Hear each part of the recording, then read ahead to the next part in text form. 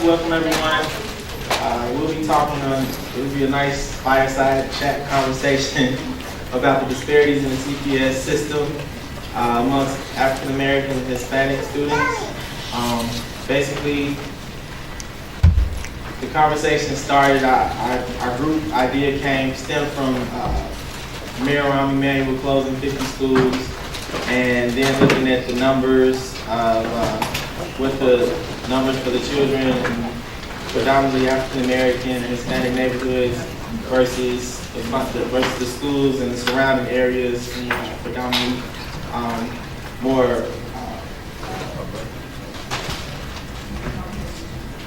Caucasian neighborhoods, or where they pay higher taxes. And so those schools, they're still CPS schools also.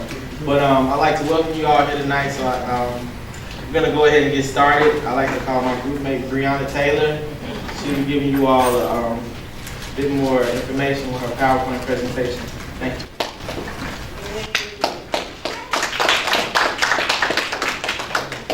So basically our topic is about disparities in education among African Americans and Hispanics in the CPS system.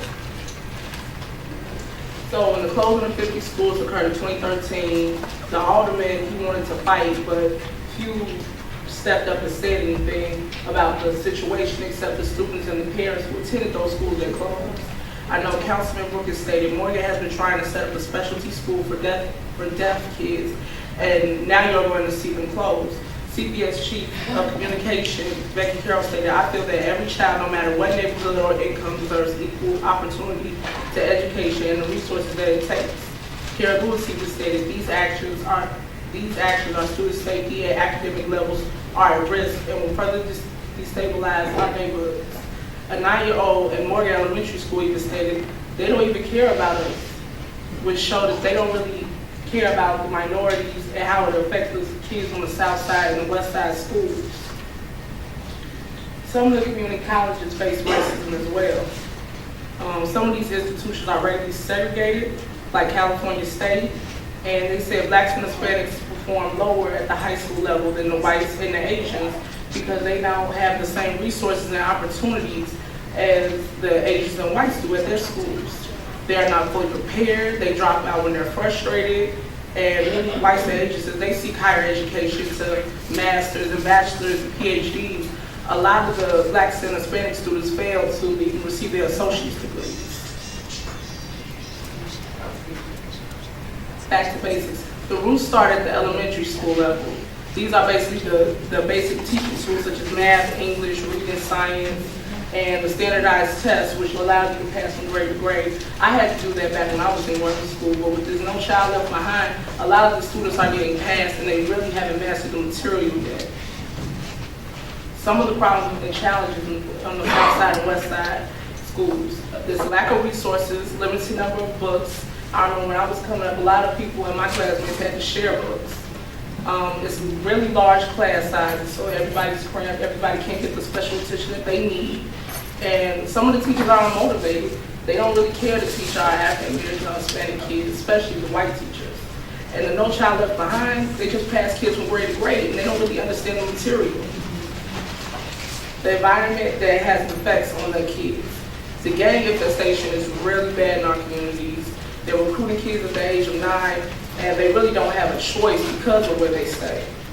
The impoverished communities, a lot of them, they're struggling to eat every day, they're struggling to find a meal, so when they go to school, their focus is not really on the work so much as it is about where is my next meal coming from. The lack of guardianship and parental guidance is another issue because a lot of the parents, some of them are strung out, they're on drugs, they drink a lot, and they're not really focused on helping their kids get back and forth to school or their education. There's a lot of excessive shootings in the neighborhoods because of the gang activity, and a lot of kids, they go hungry. Some of the solutions would be smaller class sizes to cater to each individual child, concerned counselors that want to know what's going on in the child's home. Cops should be surrounding the schools to keep the gang infestation away from the environment, and just to have more motivated teachers that are willing to teach the kids so that they can be motivated to go on to higher education and to graduate high school. They should continue free breakfast lunch programs because so many kids do go hungry, And tutors should be in every subject in every school because some child may be smarter at reading than math or vice versa. And that's it.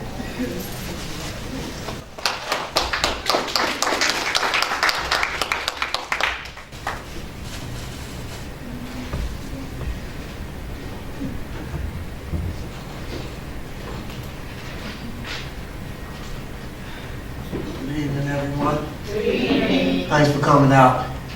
Am I too loud?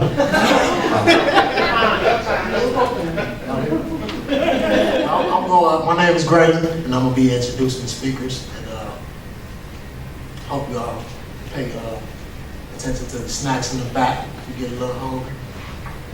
My first speaker that I'll introduce will be a brother by the name of Rafiq Shabazz, formerly known as Christopher Askew. He is an entrepreneur. He is a spoken word artist. He is the author of Eye for an Eye, in case you all decide to check that lyrics out. Freelance paralegal / educator, 5 Links representative, and a protege of the Honorable Margaret T.G. Burroughs, who was the founder of the Usaba Museum and activist. Just a few of the people I can name drop for the brother. Please help me welcome our brother Rafiq Shabazz.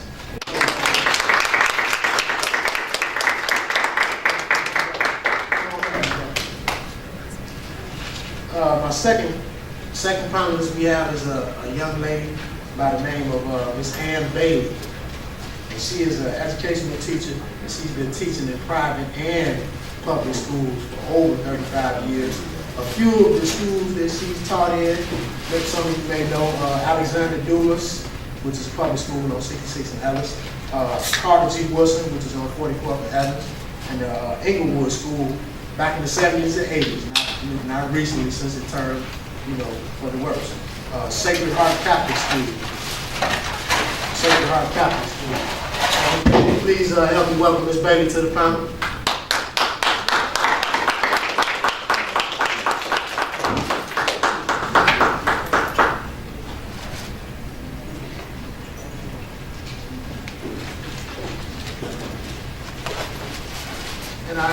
And we also have one more panelist, Brother Sultan Amin, formerly known as Brother Gary Henry. He's a freelance entrepreneur and African classical history scholar. Please help me welcome Brother Sultan to the stage.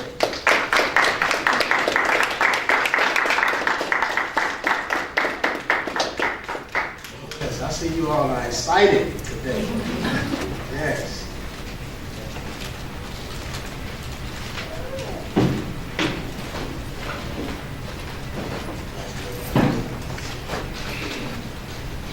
All right.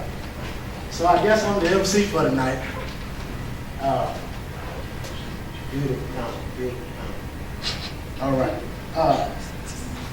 We have a few questions that my group devised just to kind of ask the critical questions. And we also offer the audience an opportunity a little later to ask any questions that they may have also. So if my panel is ready, we can begin with the questionnaire. Yes, they look ready. Okay. All right. So the first question that my group has for the panel, and also if you could please, there's no mics, so if you could please walk to the podium individually as we fill out the answer. Oh yeah, before you could do that also. No problem. I don't want to be talking over them, that's why. All right. Well, a question that I saw from my group that really that I really have myself personally is, and I want to present it to the group, so I'm just dive right in. I would like to know an agenda that we could set forth to whatever new mayor is about to be, or old mayor. A strict agenda that he can kind of appease, well not appease, but fix some of their wrongs. As far as the 50 schools closing recently.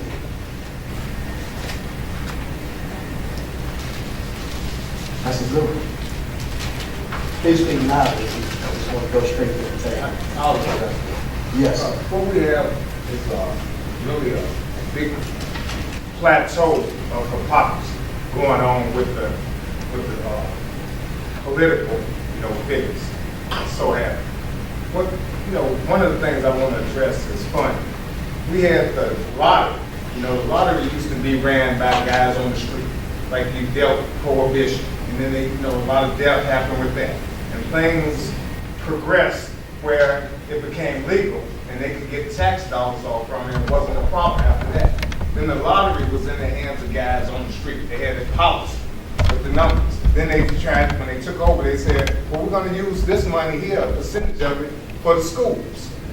Okay? And that was when it was just pick 3 and 4. That was little lotto, major lotto, it's so many different levels. So that's one of our big problems. We have to trace that finance, and that's the accountability aspect. I got some information that I'm going to share before it's over that we can start tracking the dollars and then bringing it to them and let them know that they can be replaced. Because that's the problem. See, there's so many backroom deals, pay-for-play deals going on that we're coming up at the bottom end. And the other schools, they getting theirs off the top, on the north side of Chicago, the south side and west side, and our communities, predominantly black and Hispanic, are suffering. So one thing I think we need to do, we need to become more educated on where the finance is headed. And then we can bring it to them as a collective. All right. To buttress what he's saying, to that, first of all, I want to thank you, distinguished guests, for coming out here. This shows your heart, your passion, and your character, And nobody promised you a lottery ticket, and, you're concerned about the public educational system. We have to get serious and understand that a people, here I go again, that enslaved us is not going to educate us properly. Number one. That's why for 400 years we've been having the same discussion. You see what I'm saying? And we have to get the real knowledge. What I specialize in, where the word university come from motherland Africa, Kemet, Kush, Ethiopia, Egypt, respectively. We called it temples back then, but that was the first university. We have to get what's chiseled on the base reliefs of the temples and the pyramid, know thyself. Once you get this knowledge of who you are and who God is, they cannot stop you from getting properly educated by the way the word education means to bring out of you what's already in you and not to just teach you or train you like a dog. That's what's going on right here. You know what I'm saying? Number one, he commented on the, I believe they were the Jones brothers out of Bronzeville who really initiated they called it the numbers back then. And we looked at the movie Hoodlum, you know what I'm saying? All of them was doing the numbers, and they said it was illegal back then, you know what I'm saying? Until they took it, flipped it around and made the lottery and promised us that we was going to fund the educational system. They told us the speed cameras was going to be for the children and the educational system. How many of y'all been over there with some tickets? You see what I'm saying? It's bad. They should be rich. We should have gold palaces in the school system right now. But we know it's a game. And the solutions to it is to address them like, okay, it's time to start playing the game with the mind for the future of our children. And we want real education taught in the school. But we got to know what real education was. First of all, real briefly, real education, again, goes back to Cush, which is in the Bible, the true name of Ethiopia. And they was teaching, a university is for the purpose of teaching you the spiritual aspects of God. Reading, writing, and arithmetic is just consequences going to come. When you teach the heart to be correct, the whole stratosphere of the universe is going to open up anyway, and you're going to have 8, 9, 7-year-olds, you know what I'm saying, knowing what professors know. Are we clear? That's what's really going on. So they dumbing us down. They putting all kind of confusion and chaos, not only in our communities, but in our schools too, to keep us on this level. So we have to wake up and stop playing the game. Thank you. All right. I don't know a great deal about CPS, or the some reason, I was a Catholic school teacher for over 20 years. And I recently, well, I can't say recently, I started, when I left the last Catholic school that I taught at, which was in 1998, I came straight to CPS. I had to sub for a year before I had my own classroom. And I hated it. It was so miserable because the kids were very disrespectful.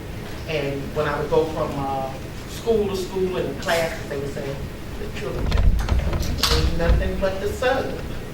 And I would tell them, I may be the sub, but I'll be the very best sub you will ever come in contact with in your lifetime, because I'm going to teach you what you want to learn. And I had all kinds of things that I would do. I draw trees. I had to drive them just to teach them. But once I had a goal, I said, I'm going to get out here, I'm going to sub this here until I get my own classroom. And I did it with a vengeance.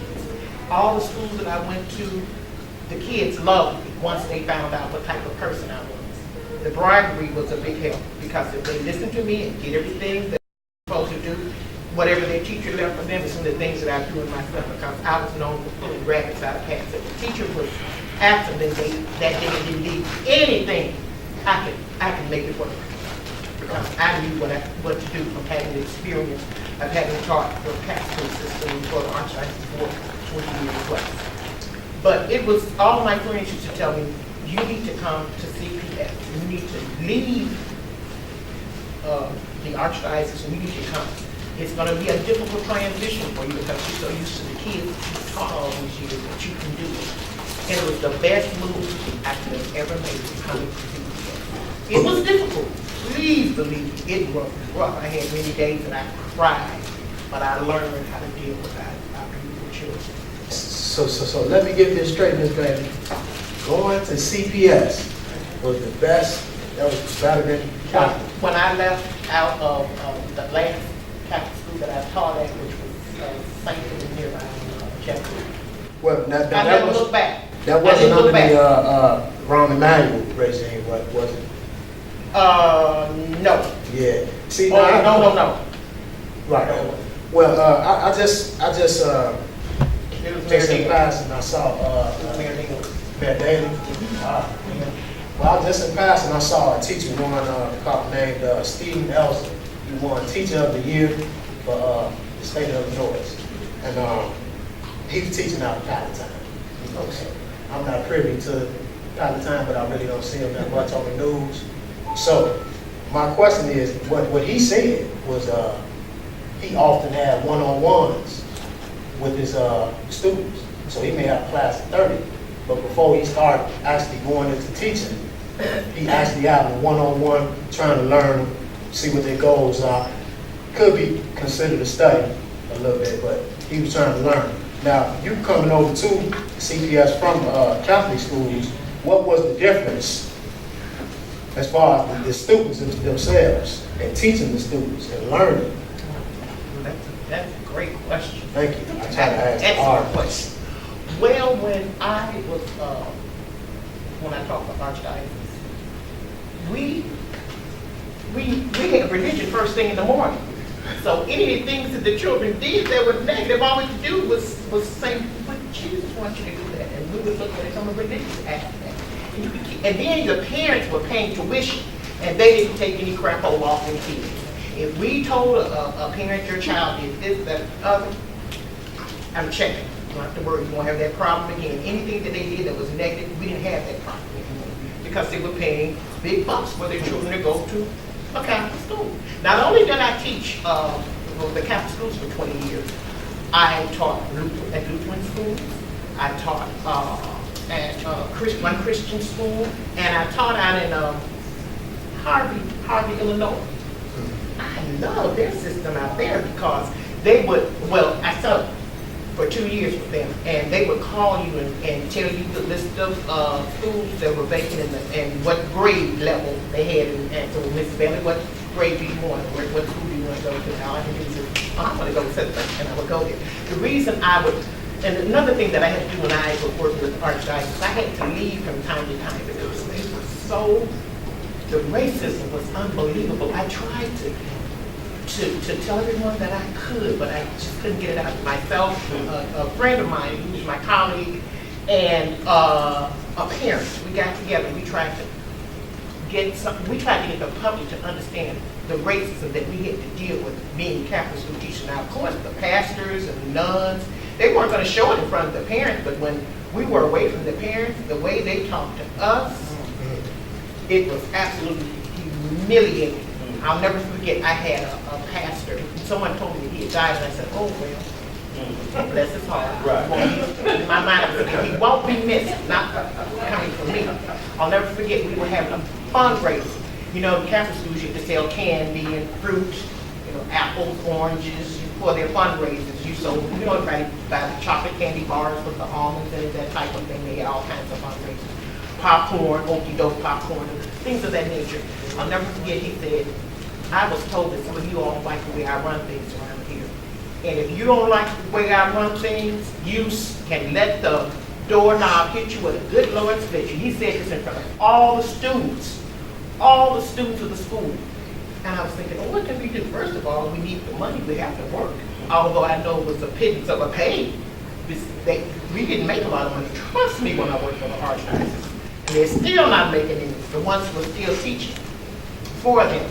But it was very difficult. It was difficult. From time to time, I would leave, and I would go to other places to serve, like Harvey, when I went out to Harvey. And I am a graduate of Chicago State. I started at Chicago State under Chicago Teachers College on Stewart. It was a school by us called Wilson Junior College. Right. So I was here when the buildings went up, because I didn't graduate until 1975 with a BS in early childhood education. Also, I learned to speak Spanish. I was speaking Spanish in high school, and so I was supposed to be in a high school Spanish teacher, which I changed that, and I went into primary education. I went into early childhood education. So I was able, when I was subbing and they would send me out into the Hispanic neighborhoods, I was able to communicate with the children, since I did know Spanish. But it was rough terrain for me when I first left and went to CPS. Yeah, okay. Well, let me present another question to the panel. Is there a direct correlation between parental involvement? Because I heard you say something about the parents. Is it a direct correlation with parental involvement and CPS disparities? A direct one, like that could immediately fix something. I just met this sister right here today. She struck such a deep chord in me, right? Because I'm quite sure the audience can agree that while you're going from Head Start up to the university level, you're going to be blessed probably to meet one, maybe two, three, but at least one Miss Bailey, you know what I'm saying? Somebody that pushes you, somebody that motivates you. And it is so ironic that her name is Miss Bailey because I was in a so-called bad boy classroom, you know what I'm saying? They told me I was slow. They told me I was stupid. Actually, later I found out by reading Shawan's Conclusion, Conspiracy to Destroy Black Boys, fourth grade syndrome. I was a victim of all that. My mother didn't know. But anyway, I had, literally, her name was Miss Bailey. She said, no, you smart. I said, oh, really? You smart. You just need to put your mind to it and all that. And I did not only make a double, I made a triple under this lady. And I thanked her, you know what I'm saying, but not really fully. So, you know, here you are again, the prototype of Miss Bailey, and I want to thank you from the bottom of my heart, you know what I'm saying? Because, see, you can't teach a child that you can't love. See, that's another problem with the teachers in there, especially what she was under, you know what I'm saying, or that different cultural part. Hell, we won't go there. Then you got also, they might come to school upset at, men, you know what I'm saying, or vice versa, and have issues dealing with it. If you don't love that child, you're not going to be able to teach the child. Now, parental involvement. Remember the old karate movies, you know what I'm saying, where they honor the master? Yeah. All that come out of Africa. A teacher should be referenced, higher than a movie star, a sports star, because he or she is shaping the man, but we lost that. And now you got parents that's going right. My mama went one under. Whatever the teacher said, you know what I'm saying, she went upside my head and believe there should be a balance, but you got parents now on the other side of the spectrum, you know what I'm saying? They going to beat up the teacher and all of that. So, the parent also You know, if she's not self-educating that child at home after school, you know what I'm saying, reading to them, you know what I'm saying, man, you can have the greatest teacher in the world. If you got parents that's a nut, you know what I'm saying, that's gonna affect the child too. But, so it's a twofold counterbalance. When they go off to school and then hopefully when they come home, they got parents who just as involved, you know, because one thing saved me, and I'm gonna wrap it up. I had a beautiful, strangely mixed nut, stepfather, you know what I'm saying, he was mixed with good and evil, I just say that. One thing he drove into me was read. He bought me encyclopedias, he bought me Travcraft, you know what I'm saying, I developed a fund and it like saved me, it developed my mind, you know what I'm saying. I never forget my read. So if you got somebody at home that's into education and knowledge and coaching, the parental involvement is the main key. Yeah. Thank you. You hit the nail on the head. I look at the students that I work with now because I substitute teacher because I plan on retiring next year when I'm age 55. You can tell the kids that do well and make the best grades because their parents are up at school, anything happens. And you don't have to really threaten those kids. Those are the kids who are doing well. It's the ones that create problems who try to stop them. The ones who are doing so well because their parents are up there. The children who do well, parents come, they ask you what can they do, what do you need from me, anything you need, I'll try to do the best I can to help with my children. And we have one parent at our school now. She is terrific. She keeps those kids going. Her little boy, woo, he's difficult to deal with, but he used to tell me all the time, I have management. He said I have control issues. He said, no, what is the exact words he told me? I had anger management issues. I said, you certainly do, but we're gonna manage your anger before you leave here. And I get through with you. But he has come a long way because I've seen him when he was in first grade, and I think now he's in third or fourth, and he's come a long way because his mother really works for him diligently. So it's all, and when I was a young teacher, I used to tell my parents, I will give you everything I can to help you with your child, but we have to all work together. The child, the teacher, the principal, and we have to work together. If we don't, we won't have the greatest product we deserve, which is your child's education, which is your child's big a great product. So work with me. Anything you need me to help you with, any suggestions, recommendations, hints, anything you want, ask me. And you don't have to ask because I'm going to give it to you anyway. I used to have parents, Miss Bailey, I don't know how to do this stuff. Kindergarten and first grade. That's all right. That's all right. I think I was the first at the school that I taught in when that was back in the 70s.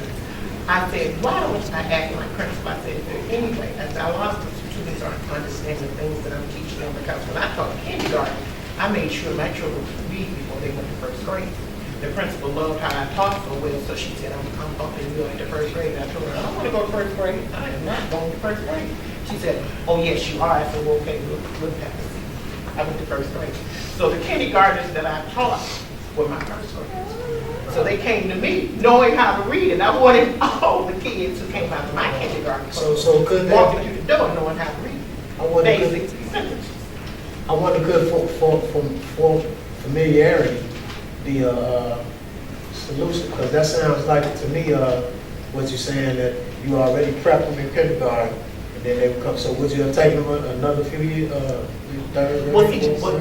What I was trying to tell you is that I went to my principal and I asked her, she was an ex-nun, I said, can I tutor my children after school when they leave school? And she said, well, okay, how much do you want to charge for it? And I said, charge for it? These people are paying tuition. I don't want to charge anything for it. I'll do it for free. And that's what I did. And I think I was maybe one of the first teachers there that came up with the tutorial program. And the kids would come to me and say, oh, my mama wants to know, can my little sister, can my other sister, she's in third, fourth, fifth grade, can she come to you, or can my brother come to you? I said, no, baby, I'm sorry, it's just for my class. But I said, well, why don't you talk to your teacher and ask your teacher or ask your other family members' teacher if they would do it too. I was the only one doing it. And then they all started falling in and started tutoring the kids for free, but you have to want to do it on your own. And furthermore, when I was back in the 70s when I started off, actually I started in 1969, but we had a public school called Bond Elementary School, it was right across the street from my school. Our school was on 7007 South Main. All the public school teachers sent their kids from Bond to us, and I was saying, that's kind of like a slap in the face. What is that saying about CPS? And it was up to them. They had the money to do it, you know, but I was thinking, you don't have enough confidence in your school. You don't think your teachers are good enough to teach your kids if you want to send them to a Lutheran or a Catholic or a Christian school like that. I had to think about that. But then, as I stayed all these years, I found out why they did it. They said, I can really understand. The next question I want to present, I want to actually present this one towards Brother Spaz. I wanted to know, I heard Brother Amin mention the No Child Left Behind program. And you know, going on with that program, it was kind of stripped, for a lack of a better term. It was stripped a lot. I mean, it's still, I'm guessing, in place as a law, but it was stripped of all the tutoring and after-school hours. It's kind of a double-fold question also. So I wanted to know what you thought about that. And then on the second aspect, I wanted to know, could a Bill Clinton teach my son about me and where I come from? I'll start off with the Bill Clinton, analogy. It is possible for a well-balanced educator to be of a different ethnicity and to communicate to others in some form or fashion. But it's just like a lady teaching a boy how to be a man, or a man teaching his daughter how to be a woman. It becomes a problem at some point. You can get the moral basis and different other things that can help complete the person. But by actually being a member of that particular sex or ethnicity will help tremendously in most cases, at some stage or another. So I think that we need to educate our own. It starts with self. Charity begins at home and then spreads abroad. And that's one of our if they don't treat you right, they won't teach you right. And we have to understand that also. Dealing with the No Child Left Behind, that was a Bush legislative, enactment. Obama backed it. It had good intentions or good wording, we'll say, but it's dealing with assessment. One of the aspects of No Child Left Behind was assessment. Now, assessment is complex because the teacher was in a position to assess this progress. And what about a misassessment of not being able to assess adequately because you don't know everything that's going on at home? And this is one of the problems right here, and teachers are one of the most disrespected professions in the country because these are the individuals developing the young minds, your children's minds, but yet they neglected, with their pay scale. So if a teacher's tired from a second job, frustrated because they're behind in their bills, how can they properly communicate to the children? It seems like that would be a profession that they would be trying to make more lucrative so that individuals can be highly motivated, coming in, not worried about a bill, trying to, a light bill, or a gas bill, or eviction notice, and help develop that young mind. It's so precious in the future of our society. But again, we can connect that with the closing of schools and the expansion of the American prison industrial complex. You have more black men in prison than you have in the universities. Why? It's no accident. We're talking genocide. So what we have to do, we have to be realistic on this approach. And No Child Left Behind, it has some good aspects. It's not proper. It's not working. Just like the safe passage, route. For the charter schools, this stuff is not working. You know what I mean? You got a child scared that he's gonna get killed before he get to school. How you gonna concentrate? So it's a problem. Same thing for the teachers also, I believe. this kid too, sometimes. To the panel, CPS is, they closed the infant school, right?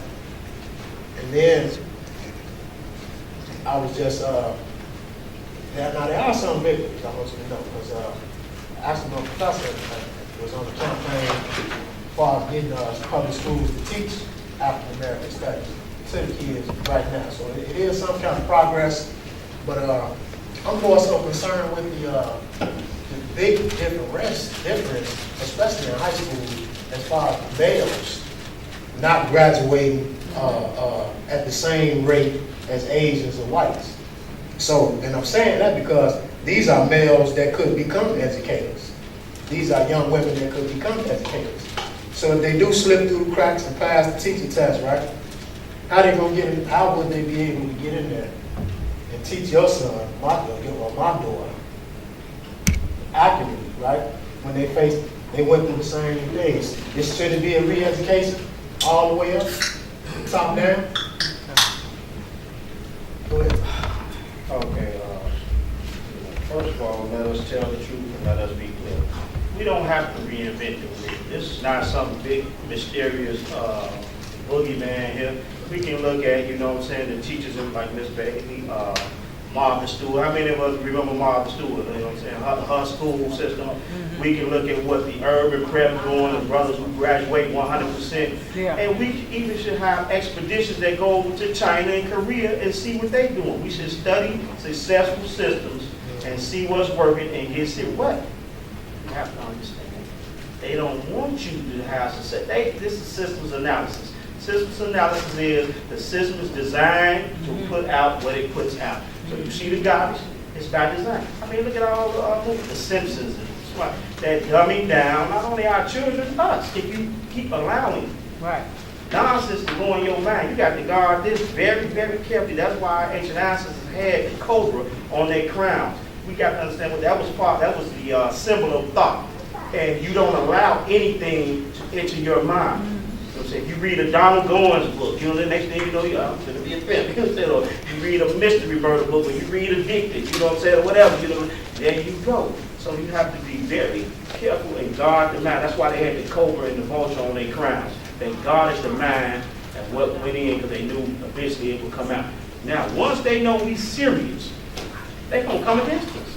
I mean, how many, black professors have tried to start a, true, not all black curriculum of history, but tell the truth about world history. We need to know world history and the truth. And the reason why they don't want the truth about world history and politics and all that to get out is because once you reveal one inkling of truth, it tears down automatically the whole mountain of Judeo-Western Christian society. It's gone, boom, and we wake back up. This is what it's all about. We're in a race against time. And the finish line is control of our mind. That's what's going on in the using of the media. And they don't want the, I got to go there. You know what I'm saying? The black man, the black male to be presented in the light that he should be. So not all the sisters, but a great majority of them, even their own children, are insignificant until we find out.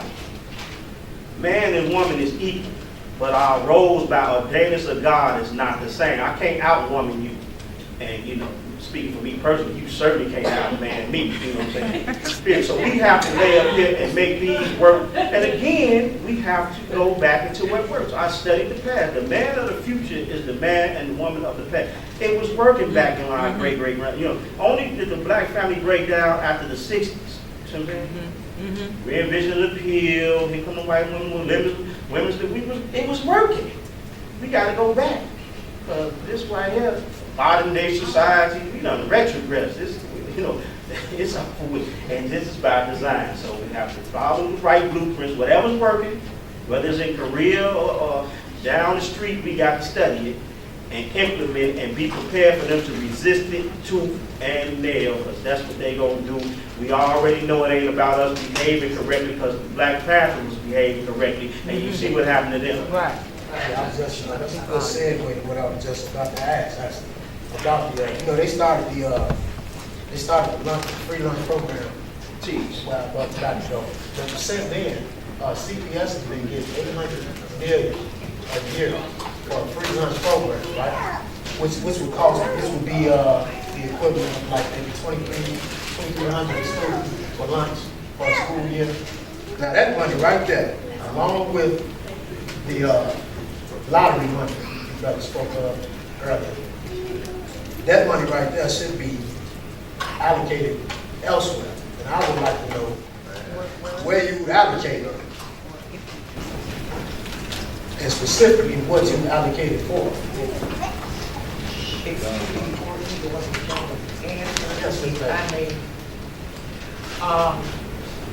I was a proctor for a few years when the children had to take their items. And I ascertained that, and I don't know, it really is none of my business, but it really concerned me. Teachers were cheap just to have their children to pay to come. My friends would tell me, I'm not going to leave my job. I'm going to keep my job. That's what it takes. And I was in one class that I was a proctor with. And after the test, after I had given the test over the days, one little girl, and I had talked to this little girl, she said, "Ooh, Mrs.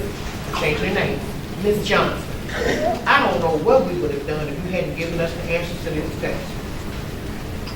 I couldn't believe it. One teacher that I was a proctor in her room, she asked the kids, she would tell the kids, because some of them she asked, she told me I have to kind of intervene and ask some questions. This was second grade. And she had her brain, she said, is it A, B, C, D, or E? So when she would raise her voice, then they knew that was the answer. And I was thinking, oh my goodness, I had so much to learn once I came to CPS. And I was thinking, oh, this is how it's working. Oh, that's how they was doing it. CPS, that was CPS. All right. So I guess the no child left behind was literal. No child left behind. All right. So we talked about the, if y'all could address that allocation of that 800 million, because that's a lot of money. And I'm sure you can find something productive to do with that, with the disparities in CPS. Well, one of the issues with that money is a lot of contracts being given. It goes back to the pay-to-play thing that I talked about earlier. Yeah. If you really trace that money, it probably would be only a fraction of that 800 million. You know, yeah, because it's all type of signed envelopes being passed.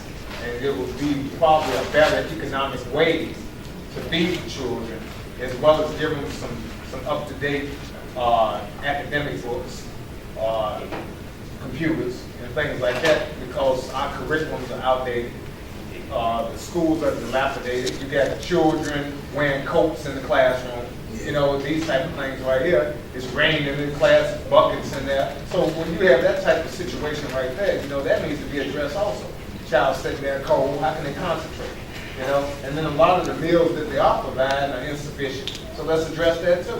You know, it's First Lady Michelle Obama. She went on this big campaign about eating healthy, taking all of that junk up off the, you know, thing. And you know that stuff didn't cost $800 million. So, you know what I mean? Just think about the junk food and little garbage they was, you know, feeding them. That probably all together probably was about $20 million.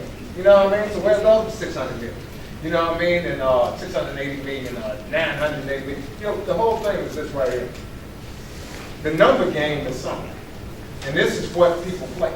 You know what I mean? They shift these numbers. Just like when you watch the politicians, you have one debate. He says, yes, we're going to create 500,000 jobs. Next debate, we're going to create $1.2 million jobs. Right. You know, 1.2 million jobs about the same particular fact. But they just changed. So that's why I shift on the numbers, you know, the 800 million, okay, it's 600 million, 200 million. You know, they play games. You got to listen to somebody real close, because it's somebody that's selling you something. If I'm selling you something right now, and I say, you say, how much is it? I say, it's $10. We talk a little more, and that's 20. You know, these are the type of games they play. So the number game is real serious. And I think that, like Brother Sultan said, the thing about it is that they dub us as being slow. And that's one of the big mistakes. Just like they gave our kids rhythm, Yeah. in the Chicago public school system and other systems throughout the nation. And this was something a developing mind can't process with. And that will talk about he's too hyperactive. You know what I mean? It goes back to the things about they put our children in slow class. Like Les Brown, they said he was mentally challenged. But look at him now, they're paying the millions of dollars to come in and motivate the Fortune 500 company. You see the stereotypes there? So you take this little child, you hit him with some Ritalin, all of a sudden, he's lethargic, sleeping in class, different things of that nature. So we have to be protective of those young minds because all these shots, the so-called cure, these different diseases, it's suspect. So that's what And again, I'm kind of emotional. I try to curb my emotions, man. Just listen to it. When we know who they is. When they know when they see us, allowing our children to be in classrooms dripping with buckets, you know what I'm saying? No air conditioner. They know deep down that we really don't care about our children. You wouldn't even allow that to happen as a collective whole if we really cared about our children over. Right. That's why they're doing what they're doing. Once we step like, wait a minute, that's over with. We're going to demand that you take some of this suburban money. And see, you all can educate me too, either the audience or the panel. How I knew back in the day, but I just failed to recall. I forgot. How they justify all these tax dollars going to these suburbs versus, the urban area? How is they doing that? Taxes you pay for that district. Property Taxes tax. that's paid in that area. It's property taxes. So they should adjust the system, rechange, and fix it, make it fair. You got too much money telling out there.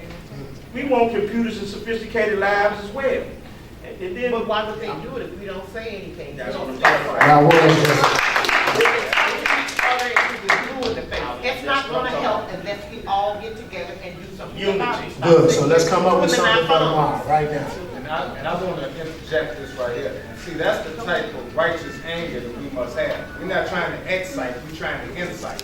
And that's why, when you say something with some substance. It's not a competition. It's not, just trying to get everybody, amped up. What we have to do is just take forms and formats like this right here and build upon. This is one of many to come. We need to take this right here and move it to other areas, have it back here, and then, stay in contact with one another and get on the front line. Because it's not a number game when it comes to our unit. It's a number game when they use those numbers against us. But if there's 10 of us that are on the front line that are sincere, you're better off with that 10 sincere, solid, small army than 1,000 individuals who are insincere and wavering. So let's just take this right here and build upon it. And I'm with it 100%. Yeah. I'm gonna be the message I bring because I believe in more action than words anyway. But we have to communicate and educate the people, and once they educate, it's time to move forward. We're getting ready to have another election. Everybody's corrupt. Who are you gonna vote for? Yeah, that's we're going to vote for the fox. Who you gonna vote for? We're going to vote for the fox and not the wolf. And bide our time. Because we know who's around him. We already know he's the wolf. Period. We know that, right? I might go walk off the stage and we ain't clear on who that is. That's the Republican that's finna downsize your job. He gonna tell you all kind of fantastic stuff. Now, Pat Quinn, he'll flip side of that same coin, but the process is gonna be a little bit slower. We'll have some time to clear. Brown is gonna get you, gonna get rid of everything quickly. That's what the Republicans' agenda is. We already know that. We know that they done bought up. I don't even care if you finesse them, as the young people say. Go out there, take a round of money, but when it comes time to vote, you better not vote your own. Let's be smart here. You get away a lot of money right now. And give it like Robin Hood. Give it back to our days. Right. It's ridiculous, though. But solutions, because that's what we need to deal Thank you. with. That's where I was headed to. Chair, question. I have a question. We're gonna open up the floor. Oh. Just 1 second. Okay. Just 1 second. I gotta get an 8, but if you can help. But you know what? I remember remember when I was in my classroom and my principal had me to come out of the classroom with the kids and said, Mrs. Bailey, why is she taking me to the class? Did she fire you? And I said, no, sugar lumps. I call it everybody sugar lumps. I said, no, sugar lumps. Our principal didn't fire me. She wants me to go off for about 3 weeks, and Clinton had this program where he sent the teachers that the principal selected. We had a 3-week workshop where they taught me to tutor the children in school tutoring for the children who were in 3rd grade so they could pass the ISAC. In school too. In school tutoring. Because when I came back and finished the program, the principal said, I'm going to figure out how I want to use it. They don't tell me what to do downtown. I'm running this. And I said, well, whatever you want me to do, just tell me how to do it. And while I was gone for those 3 weeks, I was told that the kids were having a holy conniption because no one could teach them the Spanish. And not only did I teach them Spanish, I gave them. I tutored the 3rd graders. I had a program where I tutored the 3rd graders. But some of the teachers, I didn't tutor my kids. I know how to teach reading. Okay, not a problem. But I would beg them to send those their slowest children, the very slowest ones who can't read a lick to me, and they had a problem with it. But I was sent out of the classroom for those 3 weeks to learn this program. I came back and she utilized me to the best of her ability to use this program. That was under the Clinton administration. It was great to me, and I had a chance to meet a lot of friends that I hadn't seen in a long time. And I caught up with a lot of, but it was good. It was good because it helped the kids, but they couldn't have expected me to teach them how to pass ISAC if they hadn't been doing it. You know, you Now, can't do it overnight, although I tried. I believe I believe the ISAC, one of my group members told me they cut the ISAC test out right along with the No Child Left Behind, some of the No Child Left Behind. And they should have, because they didn't give us any money. for Not no yet, child not left yet. behind. Now, well, it's on the way. Sounds like it's on the way. What I did have for you, Ms. Bailey, though, was another question. My son just, we just moved from Inglewood to Cal City, so he was going to Beethoven on 47th and I believe State. And I'm all right in math, not that good, but I mean, I can pass. But he would come home with no books, but with an assignment, an actual assignment. So he didn't got whooped for it a couple times too, because I didn't know that they was actually making him keep the book at school. Yeah, yeah. So I'm telling him, make some notes. He said, man, she be going too fast. I said, you better take your phone out and record, but he can't take his phone. I'm just trying to come up with something, because I'm wondering how am I going to help him with his homework? And I don't even have no examples. Because I can teach him the math that I know about, as far as the way how to do it, as far as anything, polynomials, they may be teaching it a different way to him in order to progress him. So the question, I know you're waiting for the question, I got you. So the question to that is, the books, should we at least be pushing that agenda on politicians as far as the books come for the students? Because he wasn't coming home with any. Now the school he's at now in the suburbs, he comes home with the books. Teacher went out sick for 2 days. He did bad in math. But after she came back, he said, man, I understand it. And he was excited about it. And he was like, you can check me. And I was like, I don't feel like I got a reason to check you because you're excited. So shouldn't this be an agenda? Because I asked this question earlier in the forum about what agenda should we be putting on Quinn and Rounder and the other guy that's going to run against Ronnie Mann. What are some immediate agendas we can put on that they really can't say no to? Well, I just gave you one. Books is definitely one. We can go talk to them about And that some tomorrow. schools, they were Xeroxing off books. Yeah. They just, and I thought that was really absolutely Disparity. ridiculous. A disparity. Because they didn't have books, and so they would Xerox off as they needed the copies. But as a parent, though, I would accept the Xerox copy so I can help him Right. with this math. Exactly. You just sending them with the paper, that don't do nothing for me. Now I gotta go to Google. Again, we need to follow the money trail, because it's probably money allotted for those books. Yeah. But they're not being provided, and then here's a Xerox, which shaves off a big part of that, and the envelopes get passed again. So you gotta follow that money trail. That's the issue. When Brother Amin get through, I'd like for you to run that money trail down to us. Yeah, I'm finna buttress what he just said. See, I learned one thing. When you wanna hurt somebody physically, ain't it? Mess with their pocketbook, Right. you know what I'm talking about? And Absolutely. you gonna get a 180-degree change, you know what I'm Absolutely. saying? So, first of all, we should come up with a universal standard for the CPS, you know what I'm saying? You know, what's acceptable and what's not, a universal standard. Second of all, every month, not every year, we should have a fact-finding research team to go see what's working. Right. And have it demanded, you know, and implemented. Now, the long term is what it's really gonna come down to. I know y'all don't wanna hear it, y'all don't need our own educational system. That's where I'm going. I'm with you. Self-taught, you know, all that, because they not gonna really want to teach us. Well, see, here we go, we're gonna be able to do that. Yes, we is, because we did it before, we're gonna have to do it again. You got teachers out here with independent schools of life, you know what I'm saying, cultural connections and things like that. That's the overall thing, what's going down, you know what I'm saying? But right now, for now, find that money and threaten them to take their money and fire them. You see like they did Roger Goodell in the NFL, he straight when he mess with that money, he gonna get rid of you. We gonna have the emergency election. We ain't gonna wait till the next election, because if enough people, democratic system work, you can have am I correct? You can get rid of them right then and there. I concur. Yeah, that's how you do that. They gonna act right. Please, I've been waiting to hear this stuff, because I want to follow. Please inform and enlighten us. Brother Shabazz. Yeah, well, they say one of the best ways to hide something from a black man or a black person is to put it in a book. So I just want to go there for a minute. And that's a sign of disrespect, because you look at our ancestors and they were beaten for, you know, engaging in reading. And now today, a lot of our young brothers out there with their pants hanging down, and this, you know, to their knees almost. You know what I mean? And this is another thing, you know, it shows you that they don't have the role models that they need. You got organizations like 100 Black Men and things like that to help them, but more of us need to show them young brothers how to pull their pants up and how to wear fair, and not so much try to emulate someone else the way they speak, but they need the versatility.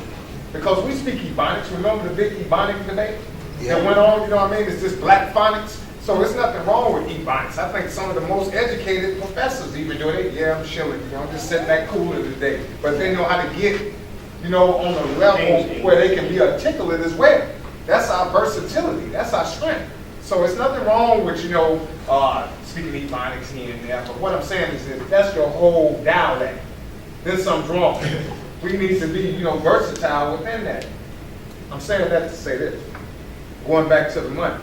Now, a lot of things revolve around the money, but in order to understand how to scope out what is going on, you need knowledge.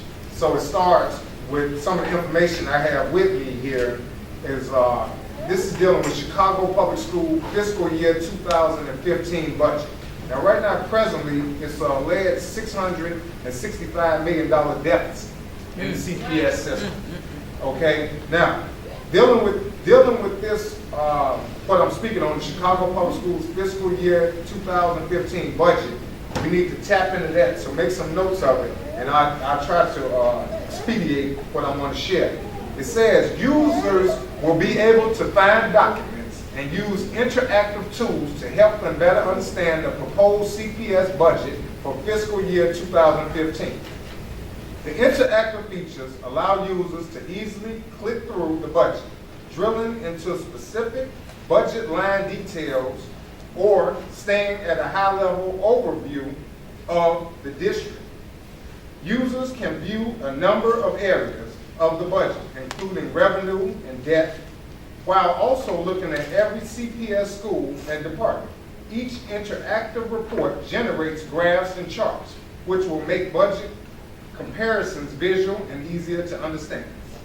Governmental funds that CPS utilizes have been historically divided into 4 types of general funds: special revenue funds, capital project funds, and debt service funds. A fund is a separate accounting entity with a self-balancing set of accounts that comprise its assets, liabilities, fund equity, revenues, and expenditures or expenses as appropriate. To control the budget and to comply with rules and regulations, accounts are organized into governmental funds, each of which is considered a separate accounting entity. Funds are the control structures that ensure that public monies are spent only for those purposes authorized and within the amounts appropriated. Now, there's more to it, but again, that's following the money trail. See, if we start looking at these things and holding them accountable and saying, wait a minute, was that actually, that's a lot of that, how much is being spent? Then that's the accountability that's being spoken on right here. That's how we have to start doing. We have to bring it to them. And the only way we can bring the fight to them if we know, the dynamics. We need to know the dynamics, like the brother spoke on about helping his child, his son, with math. It's a formula. It's a formula to mathematical equations. Once you get the formula, you can solve the mathematical problem. The formula for us to find out about this money is following the money trail. And what is that site again, so everybody? Okay, it's the Chicago Public Schools fiscal year 2015 budget. Oh, okay. So what you'll be doing is tapping into that, and it's going to be an outline, and laying out the different things that the money is being spent for. So we just need to start, and we can also request information on the Freedom of Information Act. See, a lot of that COINTELPRO that happened to our people in the 60s, a lot of them documents that came out when they was monitoring Dr. Martin Luther King, Malcolm, and all the different Black Panther Party, that came out the Freedom of Information Act. So make a special note of the utilization of the Freedom of Information Act, because that's a powerful tool. You can get a lot of information about politics and other things that the government does under the Freedom of Information Act. And if we use that, we can have a whole big pile of vital information and start sharing this information within our communities. And it can make a Create change. solutions. Yeah. Absolutely. I appreciate that. That was pretty good.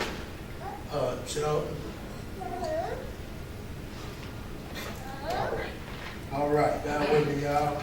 I heard you talking about the fourth grade. You said you got caught up in the fourth grade. I didn't catch the name of the book, but I'm not privy to that.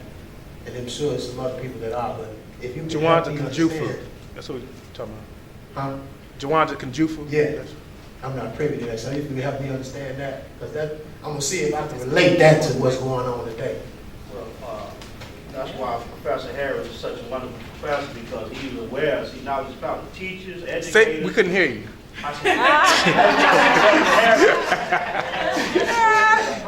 No, this book right here, when I read it, it's like a light bulb went off by Dr. Jawanda Kunjufu.